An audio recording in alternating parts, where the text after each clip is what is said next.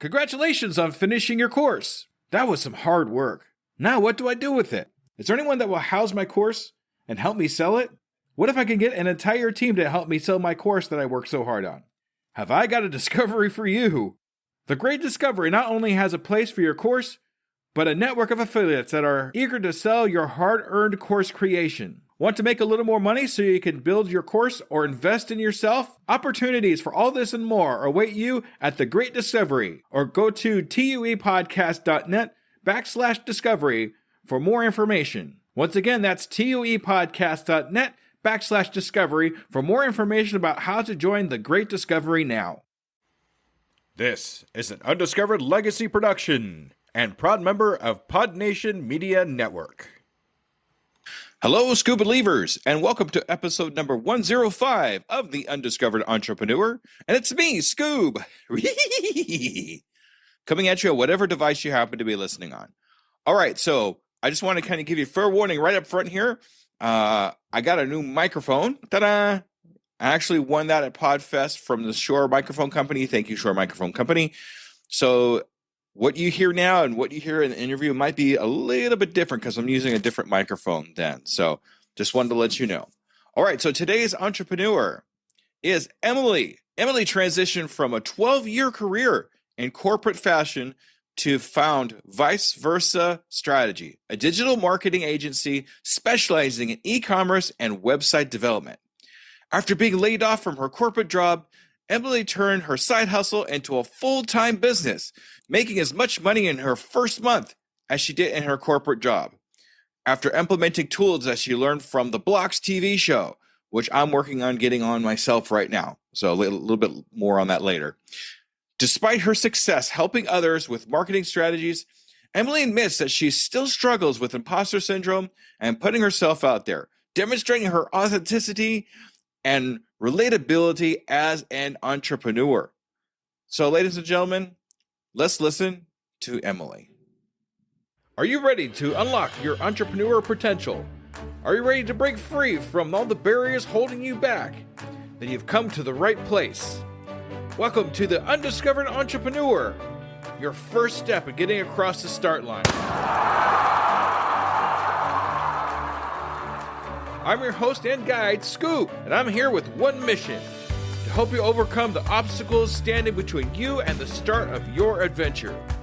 Whether you're dreaming of launching a startup, creating the next big app, or turning your passion into a thriving business, this podcast is your launch pad. Together we'll navigate the challenges, overcome hidden boundaries that stop us from starting, and learn how to overcome them with the help of others, experience them right along with you. So are you ready to take that crucial step to transform from aspiring to inspiring? Then let's get across that start line together, right here, right now, on the Undiscovered Entrepreneur.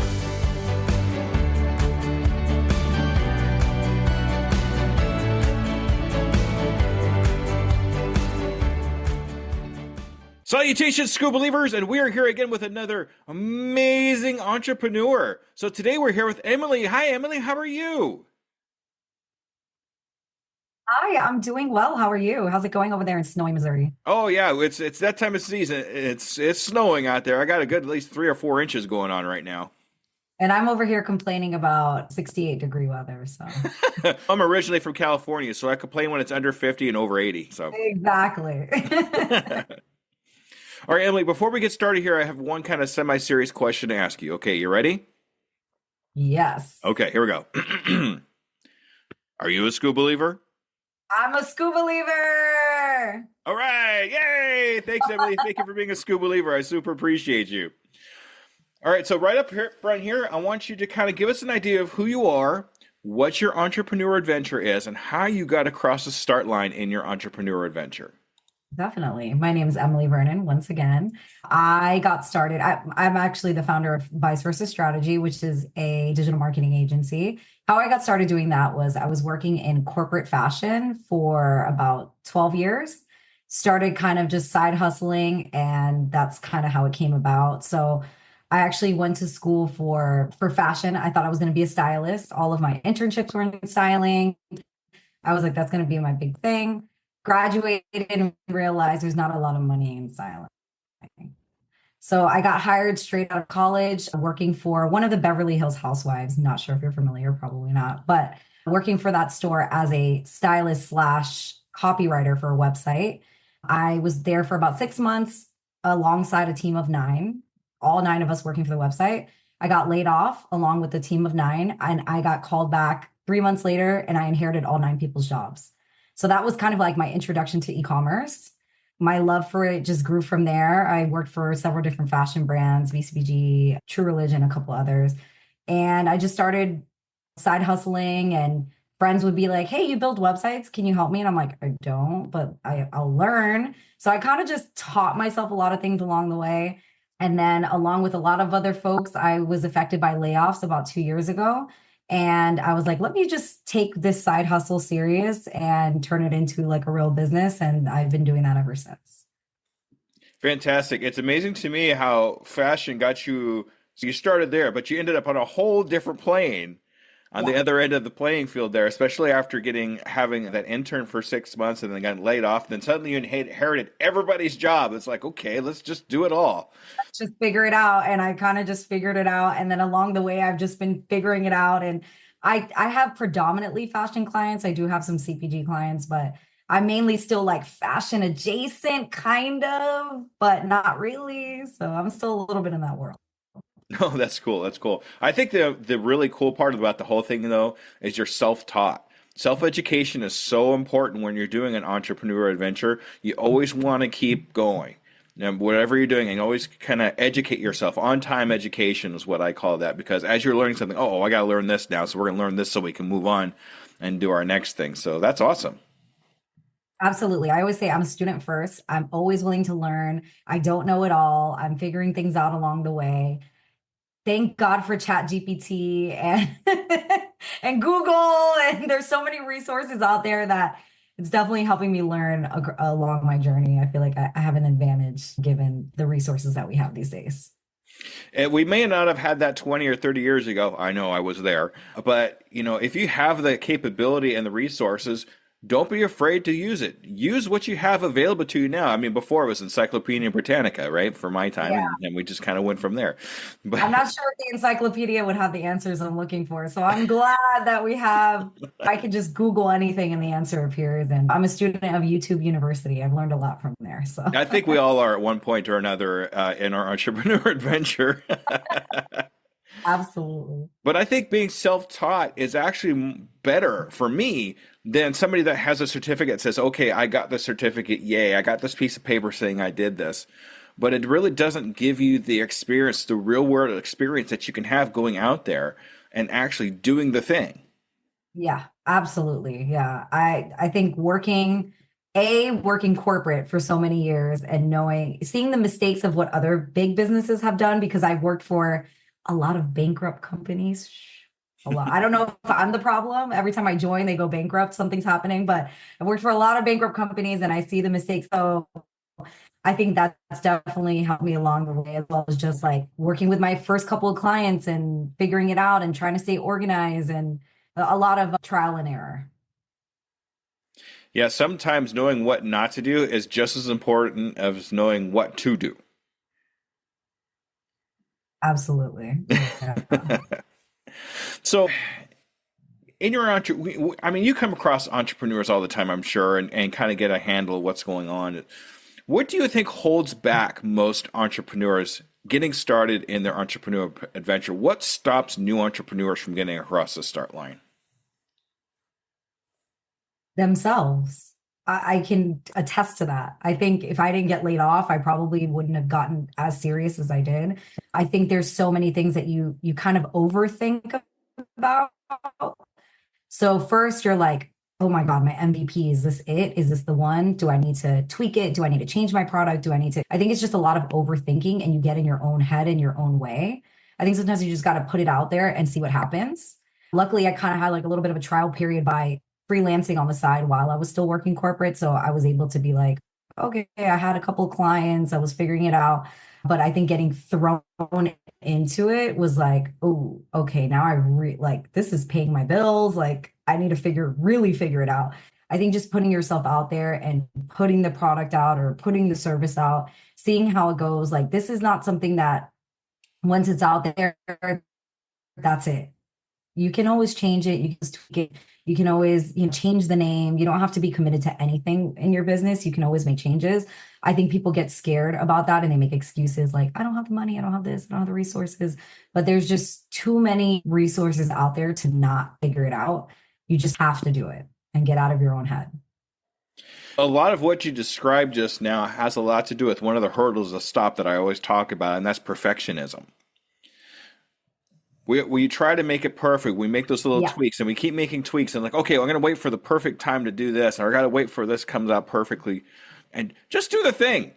Really, just do it and see what happens because you're what you're doing is you're just do procrastinating.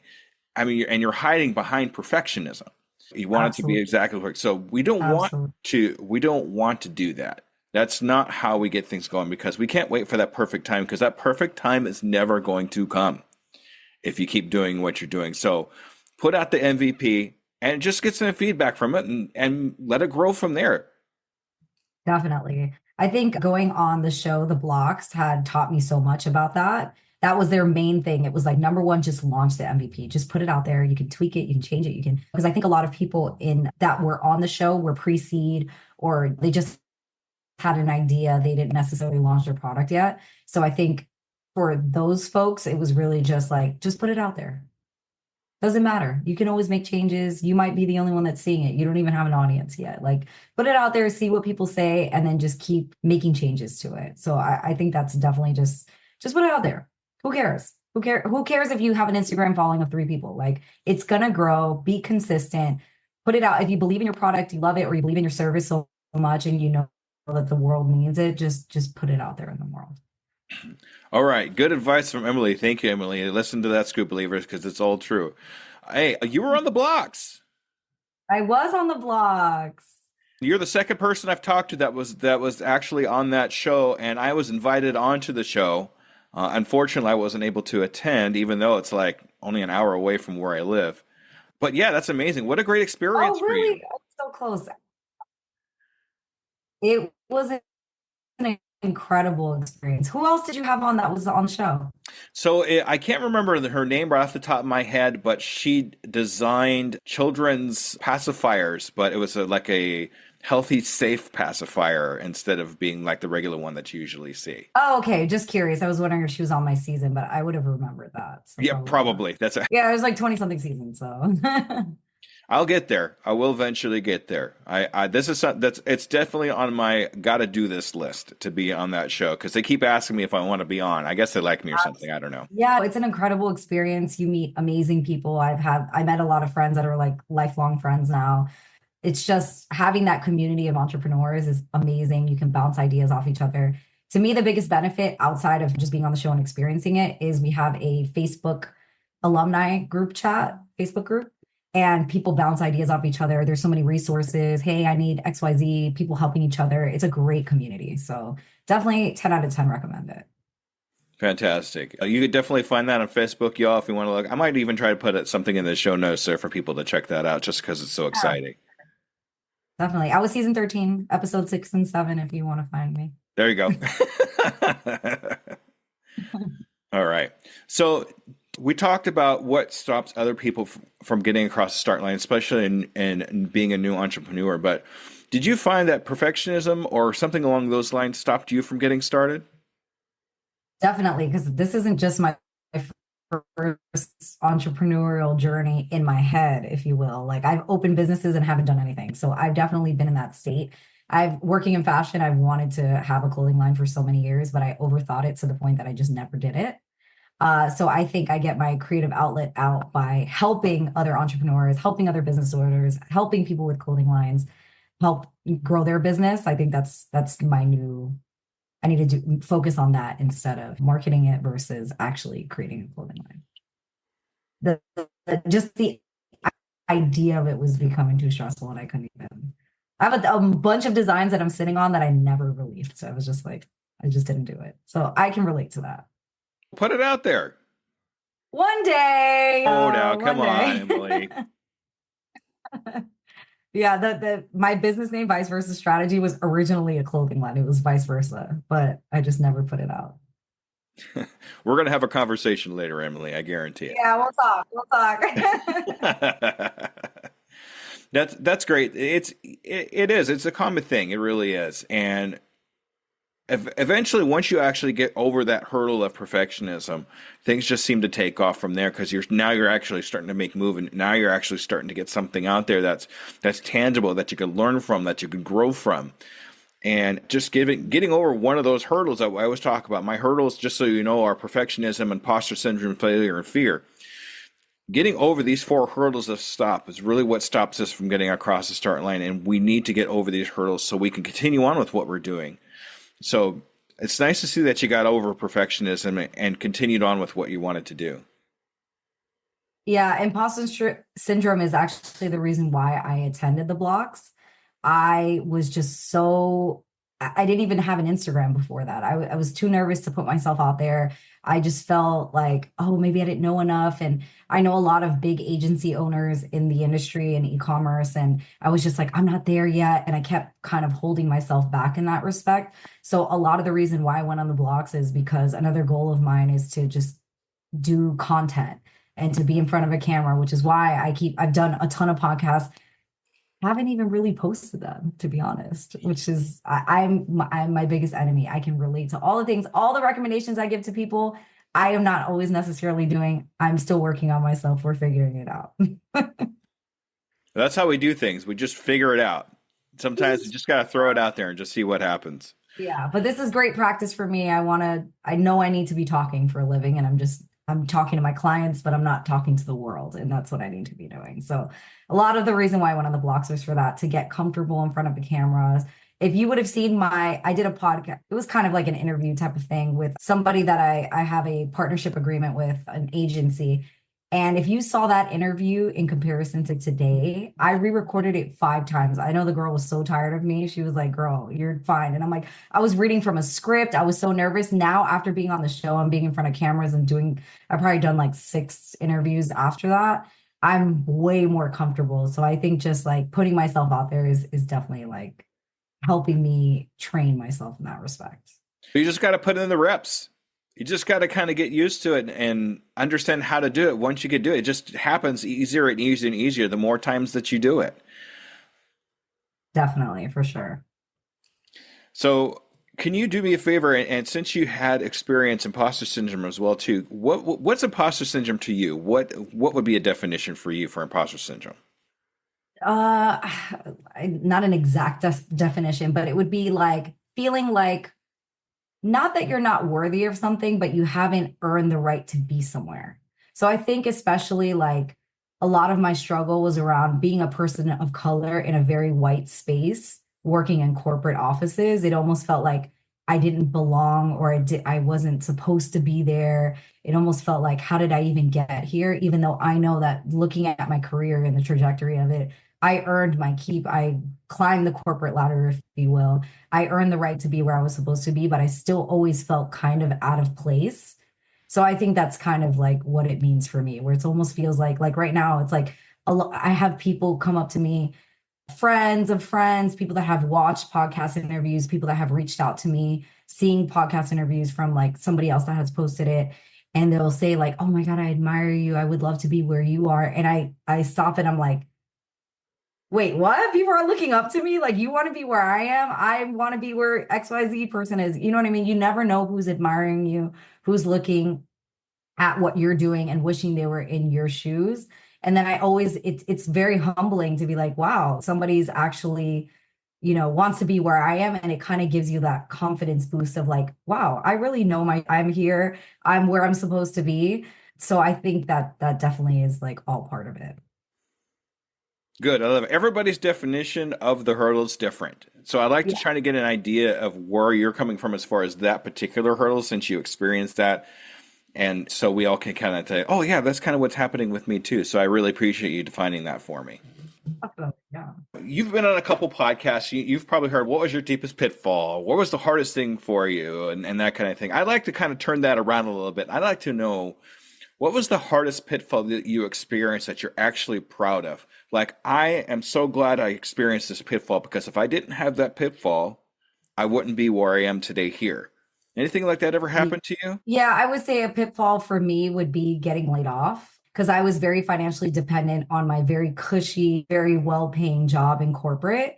And it didn't push me to work harder to get clients. It didn't push me to grow my business at all. I was kind of just stagnant and I was comfortable where I was at because I was more focused on my corporate job and I had a couple clients here and there, but it wasn't anything that I was looking to, I wasn't forcing myself to grow, if you will.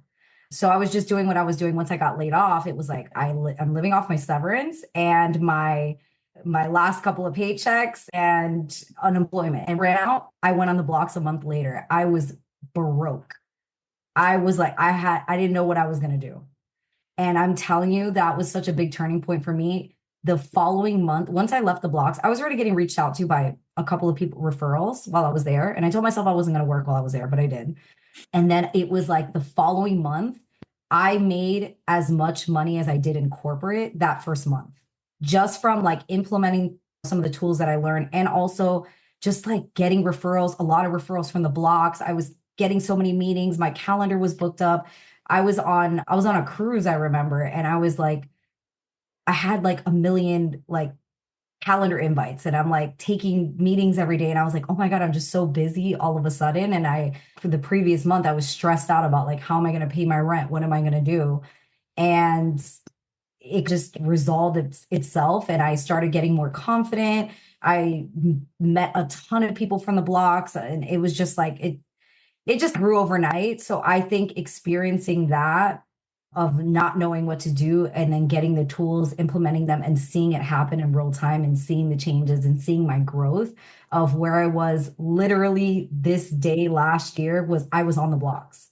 So just thinking about what's happened in the past year, how much has changed, how much growth I've had, how many clients I've had, it's just been amazing to see that. And I would not be where I am today if all of that didn't happen. And it all breaks down to once you actually have the tools, you have to implement the tools. You can't just sit on them. Like, okay, I know this now. Well, do something about it. None of that's going to help you until you Yeah. actually put the tools into action, put what you've learned into action. And being able to experience something as great as the blocks, I mean, to be able to get those tools to where you need to make yourself where you're at now, I would take advantage of all of them. Yeah, definitely. And just meeting the people that I met and everybody just helping each other. It's like, "Oh, I use this tool. I'm doing this. This is what helps me stay organized." I think organization, I'm very, is it left brain? Not right brain. What's the one that's messy? That's the one that I am. And it was so hard for me to get organized in my business because it's just me doing everything. So I think figuring out what resources worked for me, talking to my fellow Bloxers and friends that I've met and just like other business owners. Like I didn't really have a lot. I have a lot of friends that are entrepreneurs. I wouldn't say they're the most organized either. So I think being able to have some type A people that are like, "Hey, this is what I do and this is what helps me," and implementing those things as well and just seeing the change and seeing the growth and seeing how that's helped me so much. Fantastic. That's awesome. Thank you for that. That's great information. Okay, so what I like to do here is now most of my listeners are all brand new entrepreneurs that are just getting started in their entrepreneurial adventure. So I'd like to know is if you came across a new entrepreneur that's just getting started, what piece of solid advice would you give them? I would ask them what phase of their business they're in. Did they already launch? Because if they haven't launched yet, I would say just launch it. And then I would say, I think a couple of things, because I've had this question before, is what to do financially, which is things that I did not do in the beginning. I think building your business credit is so important. And that's something that I would definitely push for somebody to do. Like, make sure you're opening your business account. I was originally, for the first like 2 years of my business, mixing my corporate money and like everything was going to my regular bank account. I didn't separate my funds. So that would be my first piece of advice is like get a business account, get a business credit card, start building your business credit because one day you're going to need a loan and you want to make sure that you're solid in your business credit. So that would be my biggest piece of advice. Just launch the product and also make sure that you're, doing some sort of bookkeeping or I use a website called Wave, and that's what I use to invoice my clients. I attach all of my business accounts to it. And I make sure that I'm like, when tax season rolls around, everything is in that app, in that website, and I don't have to worry about it. Like I wasn't doing any type of bookkeeping before that. And when tax season rolled around the first year, I was so stressed because I was like looking through receipts, looking through my personal account. I didn't know what was going on. So definitely make sure that you're keeping track of your finances. Is that wave.com or WAVE app.com. Wave app. app? Okay. I'm going to check that out for myself too, because I'm a mess right now when it comes to my taxes. So, yeah. Oh, yeah. Yeah, no, it's great. And at your account, it shows every single transaction, and you can literally say what it is. Like, oh, this is a business lunch. This is whatever. You can categorize things. So you don't ever have to worry about it. And when tax season rolls around, it's all in there. You can invoice clients in there. It's so easy. It's quick. It's my favorite tool. Fantastic. Thank you for the tool advice too. Appreciate that. Absolutely. Yeah. One of my clients was a bookkeeper who I also met on the blocks, who's a great friend. And she was like, girl, you're a mess. You need to get it together. And she told me about it. So Awesome. That's great. All right. So what I like to do with all my guests is get a 6-month goal for yourself and your business. So in the next 6 months, where do you see yourself and your company? ooh, 6 months. Okay. So one of my immediate goals is to hire an assistant. I haven't taken the leap yet. I have finally hired 2 contractors, but it's per project. I haven't hired anyone full time. So I would like to have a full-time assistant that's helping with sifting through my emails, which I'm terrible at, making sure updating my project management tools, making sure I'm meeting deadlines, updating calendars, that sort of thing, because I'm just doing everything and I'm very overwhelmed. And I know in order to grow, I do need help. I would say that is like my biggest immediate goal is having, because I have great, amazing months and then I have months that are like, eh. So that's why I've been so scared to take the leap. And I just want to be more consistent. Probably should start doing contracts with my clients. I haven't done that because then I would have a better idea of where I am financially each month. So probably implementing contracts and getting an assistant. Those are the top 2. Okay. Contracts and assistant. Okay, Emily. So what I'd like to do with you, if it's okay with you, is I'd actually like to follow up with you in 6 months. Okay. Have another interview just like this one. And we're going to see if you've actually accomplished those goals. So you're not just accountable to me, but you're accountable to an entire audience now. Okay. Okay. No pressure. No pressure. All right, cool. So, Emily, this is your time to shine. This is the time where you kind of advertise yourself, tell us how to get a hold of you and all that good stuff. Okay, ready, set, go. If you're looking for me, you can find me on Instagram at www.instagram.com/vice versa strategy. You can also find me on LinkedIn, vice versa strategy as well. And you can also go to my website, viceversastrategy.com. If you are looking for email or SMS marketing, website design or development, or e-commerce strategy. So if you have a website, it's not performing and you're not sure why, and you want to drive more growth, contact me. Awesome. What was your Instagram again? I'm sorry, you broke up a little bit on that one. It's Instagram/vice versa strategy. Okay, cool. All right.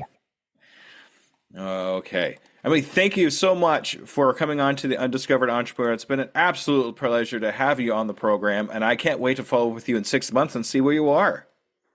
Oh my God, amazing. Thank you so much. I appreciate it. All right. All right, Skoob believers, thank you very much. Make sure you stay tuned for the wrap up. All right, everybody, thank you. Bye-bye. All right, Skoob believers, that was Emily. Emily, thank you so much for all the valuable information. You definitely are very authentic about yourself and what you do. I'm really glad you got through this entrepreneur adventure. I'm glad you were here with us. But as usual, I do have a couple of takeaways on this.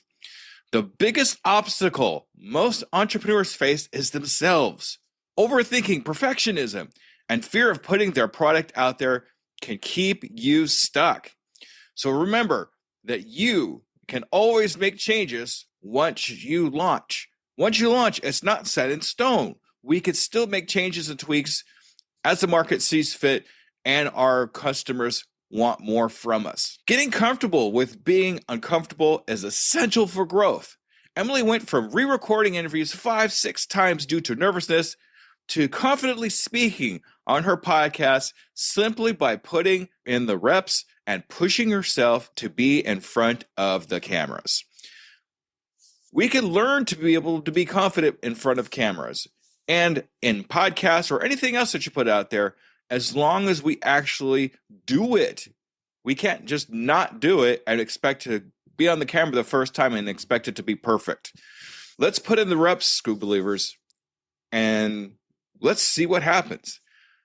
I'm glad you actually got all the way to the end of this, because my next podcast interview, Skoob believers, we finally did it. We finally got the one guest we've been wanting for the last 3 years on our podcast. That's right. We have none other than Pat Flynn coming on to the Undiscovered Entrepreneur. This is a huge, huge goal for me that I finally got to, and we're going to have him on the podcast in 2 weeks. So, Skoob believers, make sure you stay tuned for that. Whatever you need to do, subscribe, hit that button, whatever you need to do, because this is one you definitely do not want to miss. All right, Skoob believers, thank you for another great podcast, and I can't wait to see the next one that comes in with Pat Flynn. All right, everybody, bye-bye. And there you have it, future entrepreneurs. We've taken another step towards our journey to get across that start line. Remember, every great business starts with a single idea and the courage to pursue it. You've already shown that courage by joining us here today. As we wrap up this episode of The Undiscovered Entrepreneur, I want to remind you that the start line isn't as far away as you might think. With each bit of knowledge you gain, each fear you face, you're getting closer to launching your dream. Until our next episode together, keep pushing, keep dreaming, and most importantly, keep taking those steps across the start line. They'll all add up to big strides in your entrepreneur adventure. This is Skoob, your guide across the start line. Remember, your future is waiting. I can, I am, I will, and I'm doing it today.